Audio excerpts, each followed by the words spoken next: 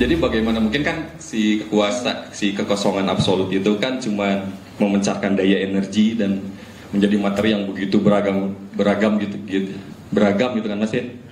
Nah, bagaimana mungkin yang beragam yang sampai akhirnya ada jiwa gitu kan?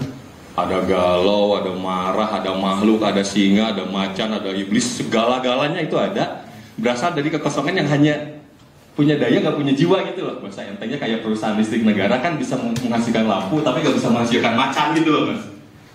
Nah itu kayak gimana tuh, walaupun udah sih baca di tanpa sedikit udah ada gambarannya. Oh gitu. Kayak itu dulu sih pertanyaannya gitu. Nuhun. Atur nuhun. Kalau filosof amatir itu ruwet mikirnya ya. Pas lagi kemarin, pas di neraka. Gini ya.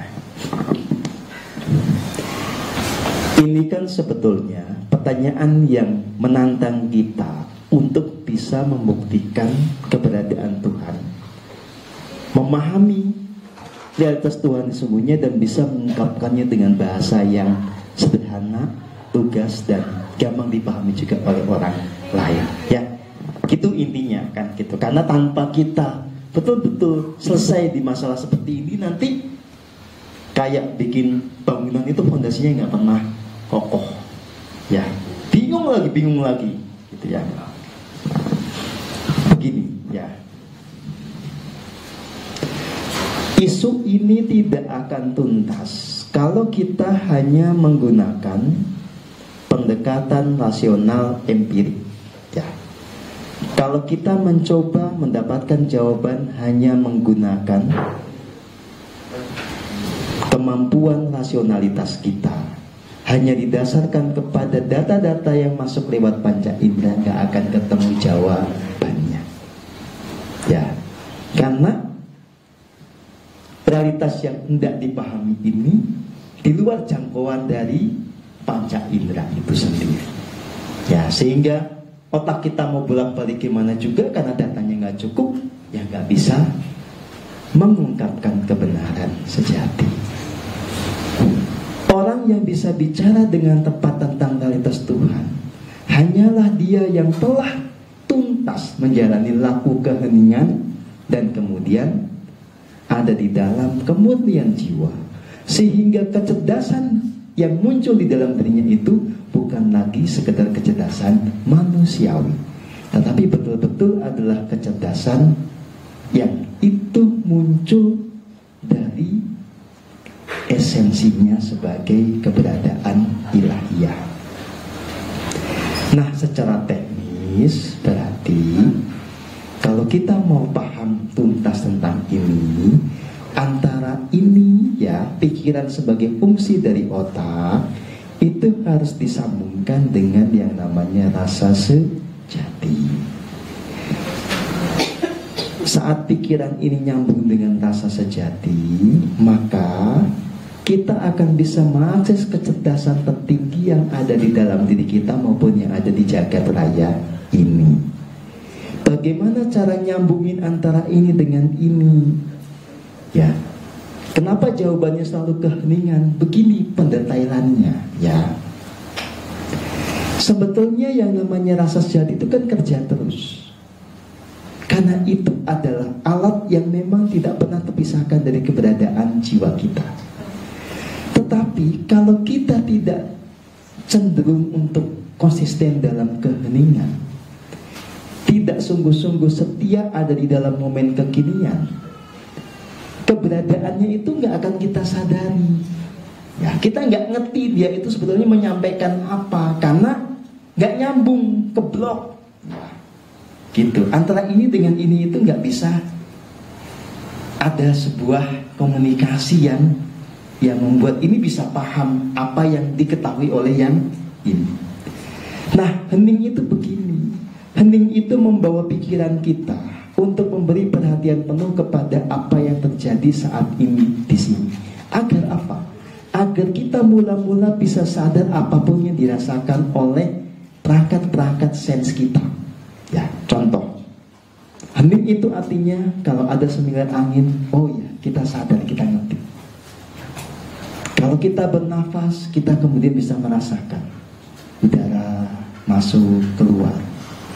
Ya, hening itu berarti kita sadar penuh. Ketika kita bernafas, kita bisa merasakan ada yang namanya kasih murni, ada namanya bahagia di sini. Saat kita bisa merasakan yang lembut-lembut itulah, pada satu titik kita akan nyambung dengan rasa sejati. Ya, kalau diringkas, pikiran harus disambungkan dulu dengan sense. Sense itu alat perasa ragawi. Ya, kalau alat perasa ragawi ini sudah bisa dimengerti apa yang dicerapnya oleh pikiran, kita bisa perhatian penuh. Lama-lama yang akan muncul itu namanya rasa sejati. Oke? Ini dulu, tanpa ini gak usah ngomong, gak akan jadi apa-apa. Nanti kita hanya akan terjebak kepada spekulasi. Ya, makanya saya bilang kalau yang begitu itu filsafat amatir, filosof amatir. Ya, puyeng iya, bener kagak. Ya, nah, baik. Gini, kalau kita sudah betul-betul nyambung antara ini dengan ini, ya, pada satu titik kita akan dibawa kepada satu momen yang saya menyebutnya sebagai ultimate state of meditation. Ya, tataran puncak dari kondisi yang hening total atau kondisi yang meditatif seperti ini. Itu adalah saat kita merasakan kita bagian tak terpisahkan dari kekosongan yang meliputi segala-galanya. Kalau ada yang pernah mengalaminya dan Anda ingat saat itu seperti apa, maka bahasa yang bisa kita ungkapkan sederhana. Pada saat itulah kita merasa bahwa diri kita ini juga kemudian luluh lebur di dalam kekosongan itu. Kita menyadari keakuan kita tuh layaknya nggak ada atau seperti tidak ada. Yang ada hanya kesadaran yang murni. Nah, di dalam ya rumusan bahasa Inggrisnya ini disebut sebagai kondisi void, entering the total emptiness. Ya, oke. Ini dulu, kalau Anda tidak pernah masuk ini jangan ngomong tentang Tuhan, percuma. Ya, ngomong aja yang sederhana-sederhana, gehu, kopi, udah gitu aja. Ya, gitu. Karena kalau Anda nggak sempat masuk ke sana, Anda ngomong Tuhan gila sudah. Ya, puyeng nanti. Gitu. Anda harus bisa mengalaminya dulu, baru kemudian mengungkapkannya dengan bahasa manusiawi. Ya, baik. Satu. Kalau Anda sudah ada di dalam kondisi ini, ya, menyadari kesatuan dengan kekosongan absolut, ya baru kita ngerti bahwa atas Tuhan yang tertinggi itu, yaitu, ya, itu yang kita alami bahwa kita menyatu dengannya. Itu yang disebut sebagai unio mystica, kondisi jumbuh kaulo gusti, menyadari tahu. Nah, pada saat itu juga kita akan mengerti bahwa kekosongan absolut ini bukan kayak apa gitu ya, maksudnya kosong gak jelas, bukan. Ini adalah satu realitas yang menjadi awal dari segala yang ada, yang darinya itu memancar energi yang tanpa batas, yang bersama dia itu ada kecerdasan yang tanpa batas. Oke? Nah, kecerdasan tanpa batas inilah yang kemudian memanifestasi secara paripurna, dia memanifestasi sebagai hukum kosmik, menjadi sistem yang ada di balik segala operasi dari jagataya ini. Nah, pada saat yang sama dia juga kecerdasan ini mengejawantah menjadi kecerdasan-kecerdasan parsial. Di antaranya menjadi Anda itu, menjadi kita semua. Jadi di dalam diri kita itu ada kecerdasan ilahiyah itu tadi, yang kalau di sini ketika dia mempribadi disebut sebagai Roh Kudus atau diri sejati. Ya, oke. Nah, tetapi kemudian ini kan memanifestasi lagi, ya. Jadi dia kemudian menjadi satu sosok yang punya free will sendiri, disebut sebagai jiwa. Nah, kita itu yang ini yang nanti akan bisa mengalami kejatuhan, kebangkitan, kadang pintar, kadang bodoh, ya ini. Ya, bukan yang tadi. Kalau yang tadi itu konsisten di dalam kebenaran absolut. Ya. Nah, ketika yang ini lahir ke bumi, cepat ya, jadilah Aries. Gitu. Nah, sebagai eris kemudian punya lagi namanya kesadaran ragawi. Jadi di sini ini sebetulnya bertumbuk-tumbuk di atas kesadaran itu. Yang paling luar kita sebut kesadaran ragawi.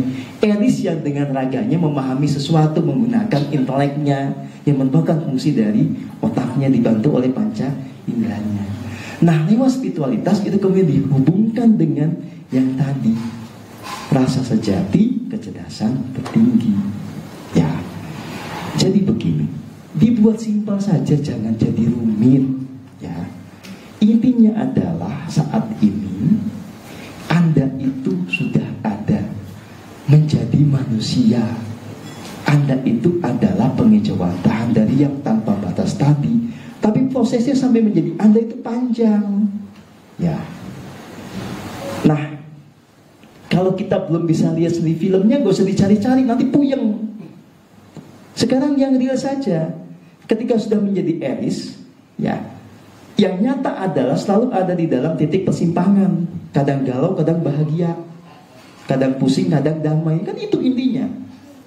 Ya. Nah, tantangan bagi siapapun juga, ya, entah namanya eris, entah namanya siapa, adalah bagaimana di dalam setiap titik persimpangan itu kita bisa mengambil keputusan yang tepat, sehingga kita konsisten di dalam kebahagiaan, kedamaian, kebijaksanaan. Nah, orang yang bisa konsisten di dalam kebenaran, kebijaksanaan, kedamaian, itulah yang disebut sebagai orang tercerahkan. Nah, siapa yang nanti menentukan orang ini tercerahkan? Tidak. Jangan bilang, sudah ini Tuhan yang menentukan. Ya nggak bisa begitu. Kembali ke rumus awal. Ketika kita sudah menjadi jiwa, apalagi sudah menjadi manusia, melekat di dalam diri kita ini yang namanya kebebasan berkehendak. Kita yang punya keputusan apapun juga, hasilnya kita yang kemudian mendapatkan risiko atau konsekuensinya. Karena semuanya ada dalam koridor hukum kosmik. Oke.